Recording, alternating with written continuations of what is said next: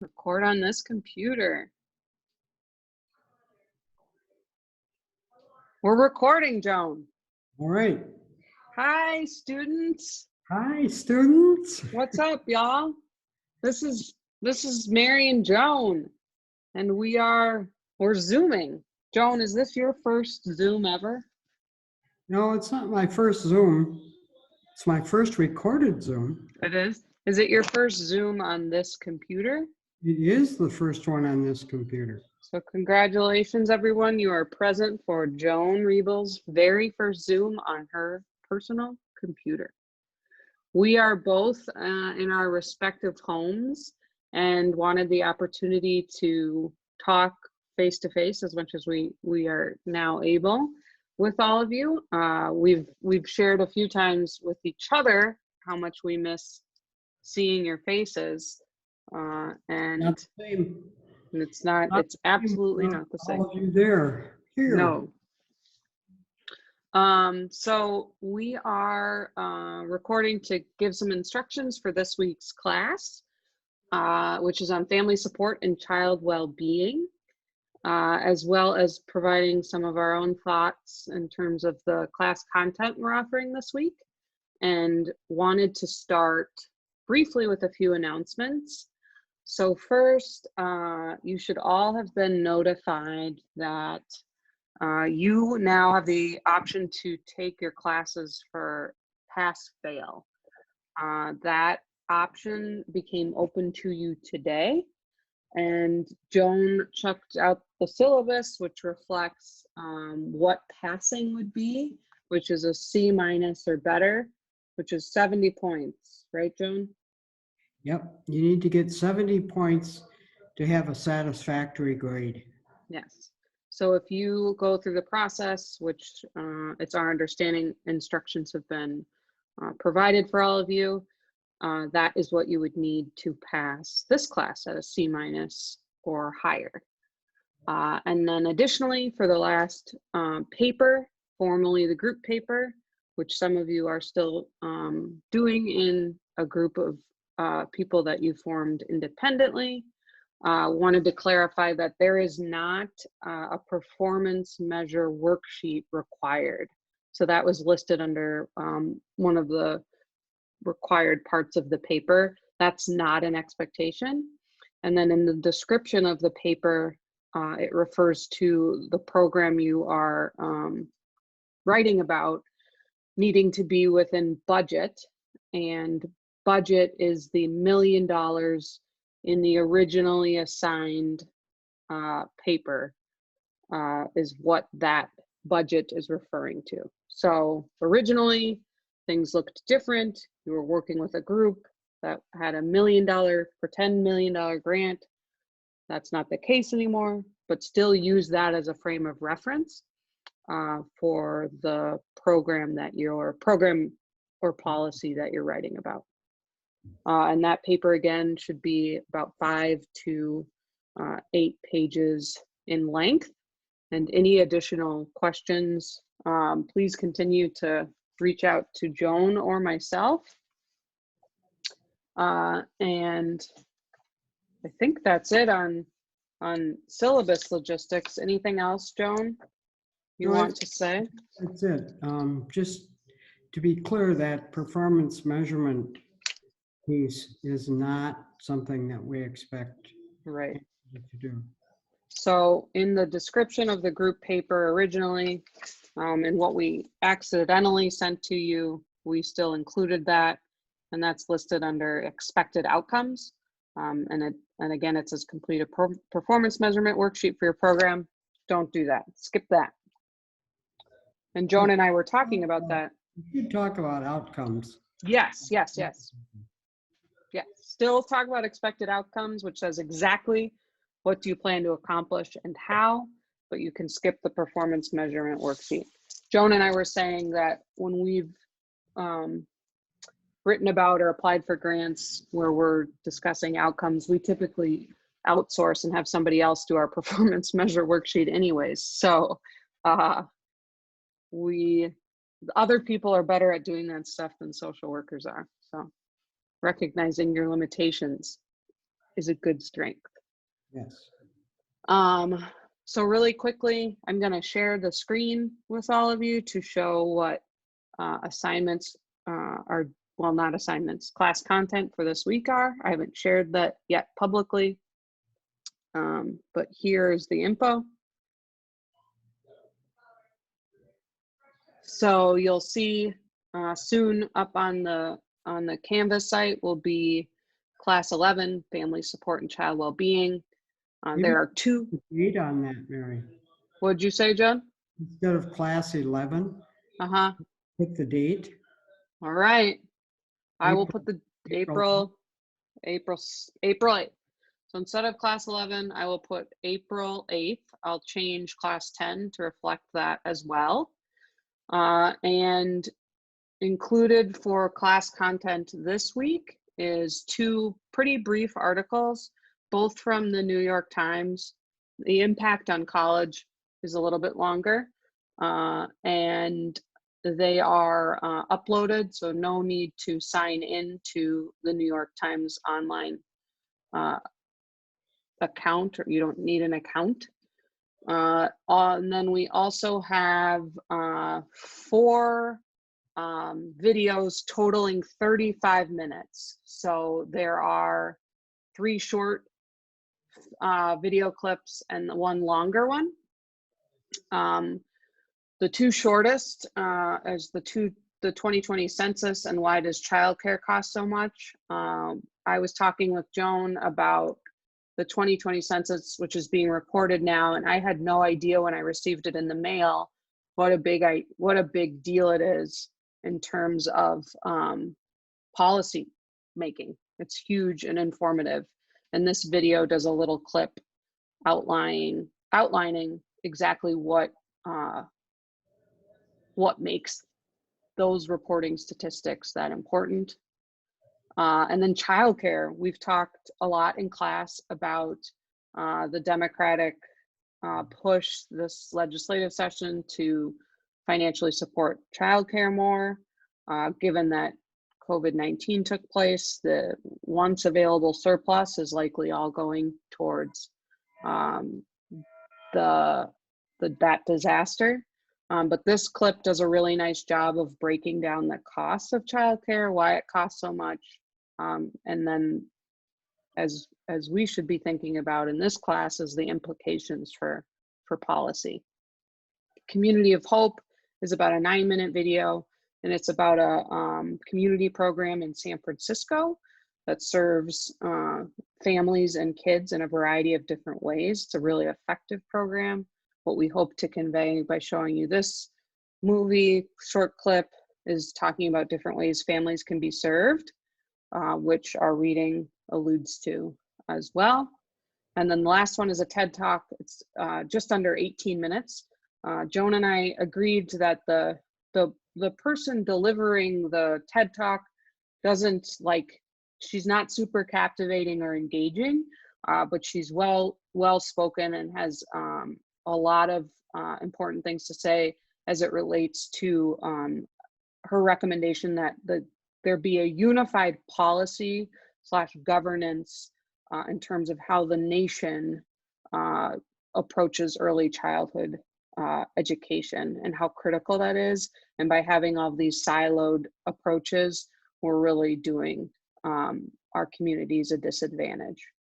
So that's the content. We'll talk a little bit more about that in a second, but the expectation is that you read both articles, watch the 35 minutes of video, and then we will host another discussion thread, which we really enjoyed because it feels like we're talking to you more and wish that we could do that more. So please complete that for your time in class. Again, this is supposed to substitute the time we would be in class together, meaning the time to take for you to watch the videos as well as read the articles should really take no longer than an hour. And then you have an hour and 50 minutes technically to still write a discussion thread.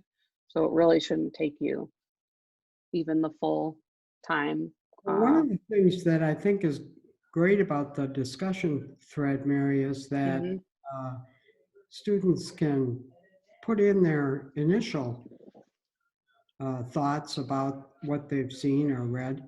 but then you can go back and read what other people have said and respond to that as well. Yes.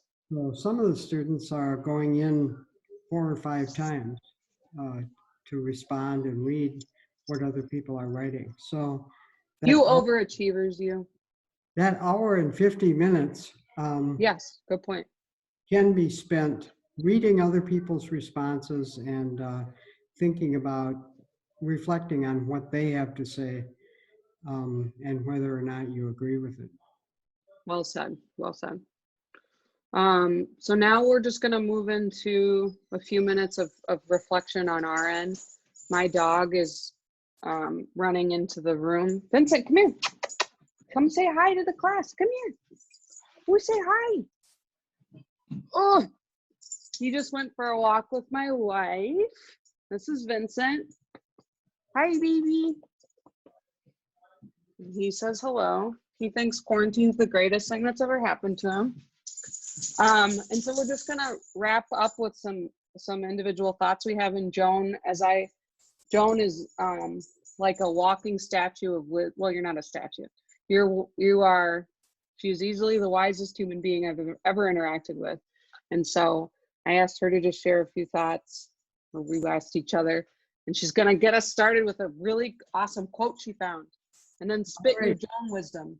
Actually, before I do that, Mary, I just want to comment on this class divide article from the New York Times. Oh, The yeah. reason that I think that that's a great article for students to read is that it really points out the need that all of us have at various times in our lives for support and resources. Mhm. That article really points out some of the differences for students, and I'm sure that there are students in our class that can really identify with and resonate with this article.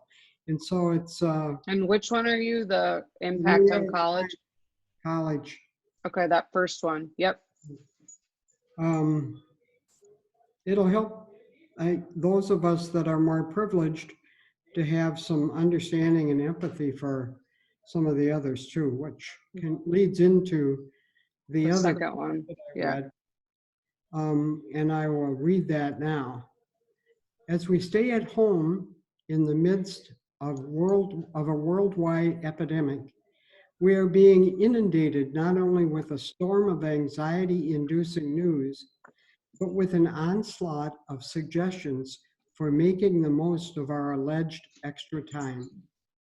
There's a huge push of people thinking that because we are home right now, we can be productive and that we are all going to be able to stay as focused as we were a month ago. But that's just not the case. So if you feel pulled in multiple directions and are having trouble focusing, it's completely understandable. And that's particularly true for those of you who may not have supportive resources that the rest of us have. And I've really noticed an uneven response in the students to this time. Some are writing, some are getting their papers in, and some are not. And so I imagine that this challenging time is more stressful and challenging for some of you than it is for others. And if there's anything that we can do to help you navigate the rest of this course and get your satisfactory or your grade, just let us know, because we're here. We want to help you. We want you to be successful. We want you to make it through this class so you can move on with your MSW. Mm-hmm. Well said. And I was just thinking as we were doing this, if there are a group of people who or need some more support around the final paper or have any additional questions in general regarding any of the content that we're making available to all of you, Joan and I are available via this platform. to schedule a time to have a Zoom conversation. Obviously, we didn't think it was in anyone's best interest to try to host a Zoom with 40 of us. And we hoped to provide flexibility to all of you on Wednesday evenings. But we can continue to be creative about how to meet your needs. We just need feedback on how to make that happen. And it can vary depending on what kind of support you need. And Joan's like a professional Zoomer at this point. So, we could just keep the party going. I was looking at the additional items we posted for the content, Joan, and I was curious what your thoughts were on the census and what your experience has been in your lifetime with how that data is used. Well, the census is critical for lots of federal monies that come to the state. The federal government makes a decision about how much money to send to states based on what the population is. Mm-hmm. So the more accurate we are about the population and who's in that population. So it's not just saying Mary Lennox is living in, but it's also looking at Mary's ethnicity and Mary's household information and stuff. So it's very, very important information, particularly, I think, for the social services, because Right. a lot of the money that comes to Minnesota comes via this data that's off of the census. Mm-hmm. Besides that, it determines how many representatives we have. Right. Well, they are talking that we may lose one of our representatives with this census. So the more people we get reported, the better. Mm-hmm. That's particularly true for younger people who tend to ignore some of this stuff that they get. Right. Right. It's really important. What happens if folks don't respond? I saw on the video that they continue to follow up, but what if they aren't able to get any information? Then they're not counted. Wow. And if they're not counted, it's less information for Right. government funding. Well, and I personally, I mean, I'm younger-ish, and I was just like, I kept getting it in the mail and was like, I was annoyed. And then humbled when I realized how significant the information actually is. Mm-hmm. So I was glad I found that information. Yeah. And then in terms of any of the other content, I just love getting Joan's thoughts on any and everything. Curious if you had any thoughts on early childhood education in general, and or cost of childcare, which is tied to early education. I thought that the early childhood education piece was most interesting to me because it really does point out the silos Right. and all the different ways in which early childhood is or is not funded. Mm-hmm. And you can extrapolate that to family supports generally. Mm-hmm. So many different places that people have to go to get help or to find resources Mm-hmm. that they need to stay healthy and keep going. So Right. I think it's a great video that really shows all of those differences. Mm-hmm. And I mean, so much we've talked about, and the themes in both books continue to be, what's the number one indicator of struggle, regardless of what kind of struggle, and it's poverty. Mhm. And you look at even today in terms of the coronavirus, how, like you said at the beginning, Joan, it's, to have resources is of, is the most critical piece here. Mhm. And Resources are interpersonal connections too. yeah, So yes, good point. Not just financial. Yeah. just financial. So it's social poverty as well as economic poverty. Mm-hmm. And I was thinking about, the cost of childcare in general, and then how the individuals that provide the childcare, how they're not even compensated at the level of like a kindergarten teacher's salary, Mhm. and how critical of a time that is in young people's developmental, Yeah, and I think period. that video I thought was a really good description of how best intentions, we want the kids to Hmm. be safe. We want them to have a good ratio of kids Yeah. to Yeah. teachers, all of that. So those are good intentions, but Hmm. all of that costs money. And Hmm. and it's probably the most fundamental piece of policy Yeah. is to balance the need and the wish to Hmm. provide things with the cost, because there's only so much money to go around. Right. Yeah. And as we've in this class hoped to, you know, teach and educate around, one, the importance of policy, and then two, how policy comes to be. Uh, it it ties back to the paper you're all writing in terms of budgeting, because you have said goal, but if you only have, certain amount of resources to make that goal happen, that, kind of makes or breaks how everything how everything moves forward.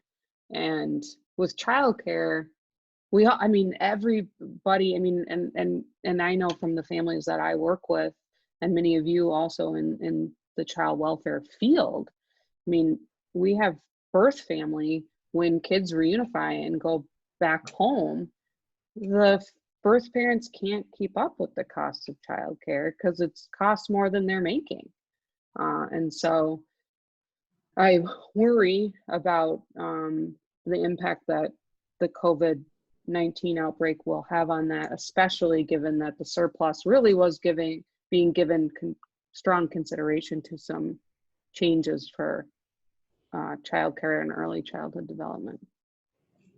Yeah, it's going to change a lot of things. Hmm. What time is it on what's that clock? What's But it? that's fine. What is That's that? the clock we got from my mother, which is a grandfather clock that dings every 15 minutes, and Is it then, every 15? yeah, I was gonna say it's 4:45. What's exciting about that? Just making sure you're still there. 5 o'clock it'll ding again, and then it'll go five dongs. So, Oh, five dongs for 5 o'clock. yeah, There you go. it was Um, my mother's pride and joy.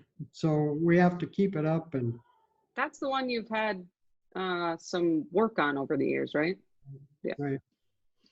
Um, so as we wrap up our time together, Joan, I'm curious if you have any reflections on. I was talking to my nana, who she's much older than you are. She just turned 90.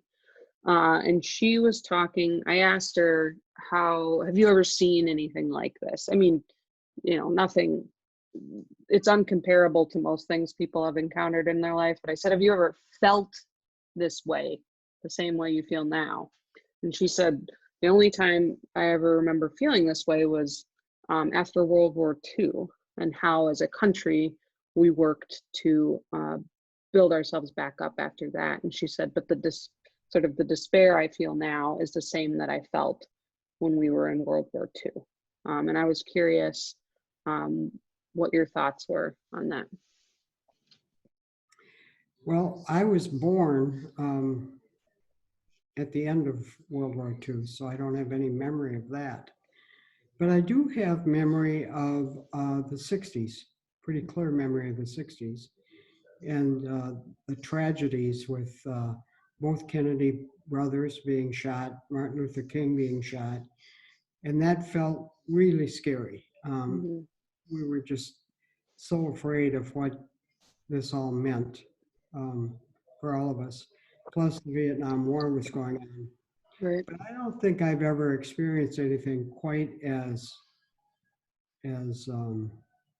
universal as Hmm. it's affecting the entire world, and we don't have a An vaccine, answer. Right. an answer for it.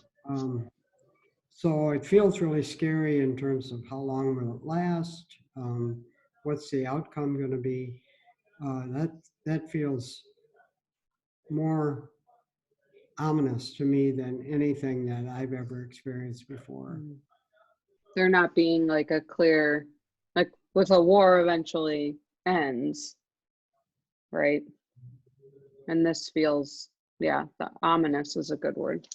Yeah, and I was just listening to somebody talking the other day, and they said this is probably going to change people's attitudes and aspirations around travel. Who's going Mm, to go to China again? Who's going to want mm-hmm, to Europe? Um, mm-hmm. Italy, Spain, yeah. yeah. So it's really dramatically changing fundamental kinds Mm-hmm. of privileges, really, that we've all had. We're kind of hunkered down at home and hopefully have the resources we need, but it's pretty scary. Yeah. Particularly the unemployment piece is scary too. I have a son who isn't working, and his wife just got laid off this week. So the two of them are both unemployed at this point, and it's scary stuff. Well, and it's unclear when, the stimulus, the care bill will start to, How much it'll be right, right. uh, Um, scary too. and I, as we tie it into what we are focusing on in this course, you can see um, how critical policy making is even on an emergency basis, in terms of how rapidly the care bill needed to be drafted and signed and hopefully soon implemented. And then I think just I've been reminded of the importance of each individual state's governance. I've personally felt really lucky to live in Minnesota and be Governor supported. Walz has been amazing. Yeah. Uh, and I've thought to myself how uh, I've not always been very engaged in uh, like governor elections. You kind of just, the presidential is always like felt bigger to me, and I could not. Uh, there aren't really words for how important it's been on a state by state level to have the leadership, to have say, I don't even have the words, to just have leadership. I mean, to have somebody guiding our state's uh, Well, response to all it's this. not just the leader either, Mary. It's who the leader puts in place to Yeah. help. So when you look at people like Jan Malcolm, for instance, Mm-hmm. who's been a rock Yeah. in terms of her response to the medical issues. Mm-hmm. Um, And the she's other, the commissioner of the Department of Health, correct? right, Yeah. right. The other thing I'm really struck by is how much it is bringing people together. Mm-hmm. Every time I turn on the TV, it seems like there's an ad or somebody saying, we're in this together, we're doing Mm-hmm. this together. So I think a positive piece is that it's an experience that we're all having. So it's a universal experience that we can all identify with. And some of us are affected more than others. Mm-hmm. We all have the same experience, and it is bringing us together. Mm-hmm. And it, in some respects, couldn't happen at a better time. Yeah. Bring And us together, hope, help right. us help us see the need that all of us have Yeah. for the adequate resources and support. And I've, read a handful of articles about how maybe this, to your point, Joan, is the dramatic change we needed you know, not only as a nation, but a world in terms of recognizing exactly that, which is not only important, but maybe what ignites significant change, Mm, you know, yeah, on a policy level. yeah. So Brings me back to Roxy's quote. should we end on Roxy's quote? Give us Roxy's quote one more time. That's her granddaughter. Yeah, at a basic level, we're all the same. Culture separates us because culture is different for different people, but at a very fundamental level, we're all the same. We need connection, we need resources, we need each other. Um, and we can't ever forget that. No. Well, that's it for class. What you can't get out of reading all of that special content we posted. So we'll post the same, basically the same question on the discussion thread that we posted this past week, and we'll set that up to be open by this evening. And again, just to reiterate, please let us know what you need and how you need it. Again, that can be this, that can be a phone call, that can be texting, that can be emailing. It can be all of that outside of physically being together. So, Joan, I see in the back that you have the hearts up. Did you put the hearts up? You have hearts on the window, yeah. Yeah, that's what my nieces worked on this past weekend. They put hearts up. So they I'll end on this. They did put, so one of our good friends is a elementary school teacher, and people have been putting all their students' names in their, like, on hearts, writing them on hearts and putting them in the window. And so I thought maybe Joan and I should write all of your names There you on go. hearts and put them in the window, because Yeah. that wouldn't be weird at all. Yeah. If we do that, we'll take a picture and prove it. All right. All right. Take care, you guys. And we will be delivering. Yes, stay safe. And we'll be delivering class in a similar format next week, but with a guest speaker. So we're excited to do that. Take care.